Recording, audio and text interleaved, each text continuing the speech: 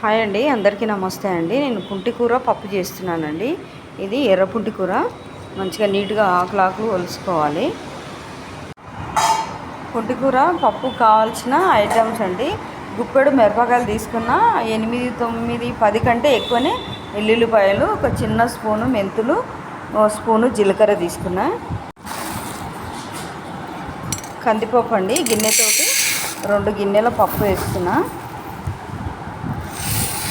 పప్పు నీట్గా కడుక్కొని, పప్పు నీట్గా 2 సార్లు కడుక్కున్నాను. ఇప్పుడు పచ్చిమిరపకాయలు ఇట్లా 2, 3 ముక్కలుగా చింపేసుకోవాలి. జీలకర్ర కూడా వేసుకోవాలి. ఎల్లుల్లిపాయలు వేస్తున్నాను. మెంతులు కూడా వేసేస్తున్నా.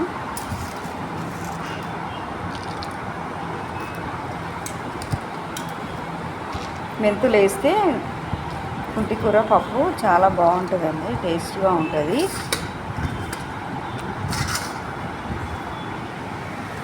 ఇప్పుడు గోంగూర నీట్గా 2 సార్లు కడిగాను. గోంగూర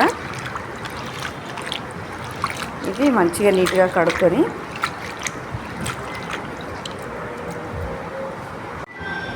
సరిపడా నీళ్ళు వేసుకోవాలి. ఇప్పుడు 2 స్పూన్ల పసుపు వేస్తున్నా.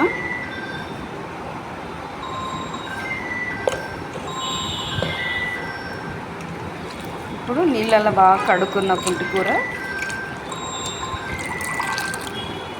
పెట్టేస్తున్నా.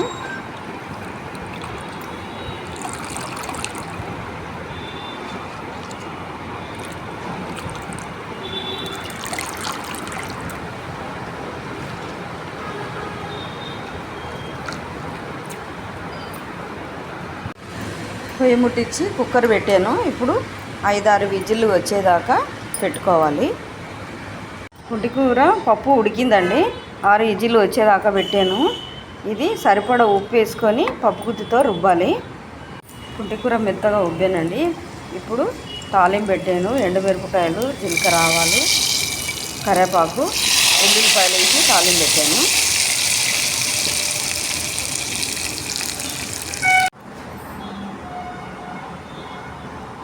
చూడండి, పుంటికూర పప్పు రెడీ అండి. పప్పు మాత్రం బాగా వచ్చింది. ఇట్లా కొంచెం మరీ మెత్తగా కాకుండా కొంచెం పప్పుగా ఉంటే బాగుంటుంది పప్పు. మీరు నచ్చితే మరి మీరు కూడా ట్రై చేయండి, లైక్ చేయండి, షేర్ చేయండి. Thank you.